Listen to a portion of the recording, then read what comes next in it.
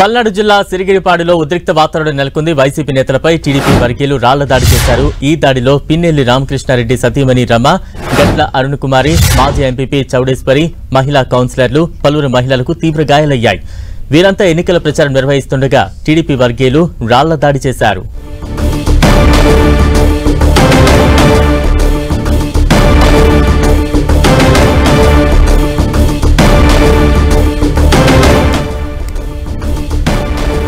పల్నాడు జిల్లా సిరిగిరిపాడులో ఉద్రిక్త వాతావరణం నెలకొంది. వైసీపీ నేతలపై టీడీపీ వర్గీయులు రాళ్ల దాడి చేశారు.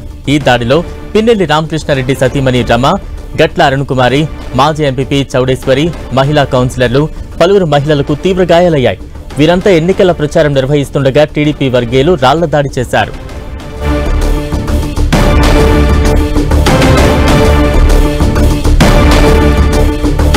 రాళ్ల దాడిపై మరింత అప్డేట్స్ మా ప్రతినిధి నాగరాజ్ అందిస్తారు. నాగరాజు. బలరాం, ఈ ఉదయం నుంచి కూడా మాచర్లలో కూడా అనేక రకమైన సంఘటనలు జరుగుతూ ఉన్నాయి.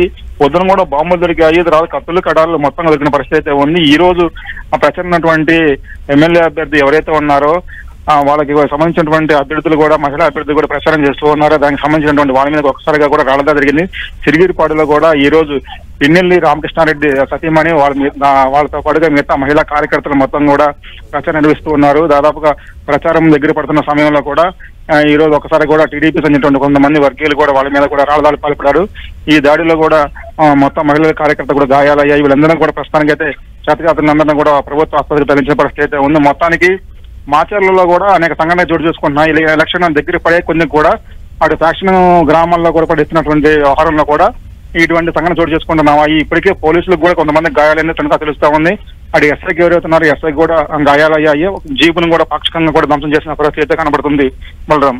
నాగరాజ్, అంటే దాడికి పాల్పడ్డ వారిని పోలీసులు అదుపులోకి ఏమైనా తీసుకున్నారా? ముఖ్యంగా మహిళల మీద రాళ్ల దాడి చేయడానికి సంబంధించి స్థానికంగా ఎటువంటి రియాక్షన్స్ వస్తూ ఉన్నాయి ప్రజల నుంచి?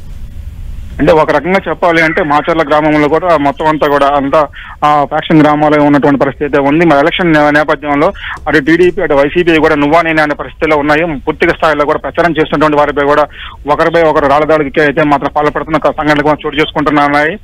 దీని మీద ఇప్పటికే అటు వైసీపీ వర్గీయులపై టీడీపీ వర్గీయులు దాడి చేశారని చెప్పేసి కూడా ఆందోళన వ్యక్తం చేస్తున్న పరిస్థితి ఉంది. దీని మీద కూడా ఇప్పటికే ఎస్పీ కూడా దీని మీద విచారణ కూడా చేపట్టిన పరిస్థితి ఉంది. బలరాం. నాగరాజు, అంటే ఎటువంటి ఉద్రిక్త వాతావరణం చోటు చేసుకోకుండా ఉండేందుకు పోలీసులు ముందస్తు చర్యలను చేపట్టారా అక్కడ? ప్రస్తుతానికి అయితే అభ్యర్థులు ప్రచారం చేస్తున్నటువంటి దగ్గర అయితే మన పోలీసులను అయితే మాకు ఏర్పాటు చేసి ఉన్నారు. అయినా కానీ కొంతమంది కూడా ఇది ఆకతాయిక పనిగా చేసిన పరిస్థితి మాత్రం ఉందని చెప్తే ఉన్నారు. అటు వైసీపీ ఎవరైతే ఉన్నారో వాళ్ళకి ప్రచారం చేస్తున్నప్పుడు వాళ్ళ మీద కూడా రాళ్ల దాడికి పాల్పడ్డారు. మరికొంతమంది ఈ రోజు ఉదయం కూడా అటు టీడీపీకి చెందినటువంటి నాగరాజు అనే వ్యక్తి వాళ్ళ ఇంటి వద్ద కూడా కొంత పాత ఇంట్లో కూడా అక్కడ కత్తులు గాను బాంబులు కూడా ఉన్నాయి. అయితే అతను 4 సంవత్సరాల క్రితం కూడా అక్కడి నుంచి కూడా ఇంటి నుంచి కూడా వెళ్లిపోయిన పరిస్థితి అయితే ఉంది. అయితే ఎలక్షన్ దగ్గర పడిన తర్వాత కూడా ఆయన గ్రామానికి రావడం జరిగింది. వారం క్రితం వచ్చిన సంఘటన జరిగింది. Right, thank you Nagaraju.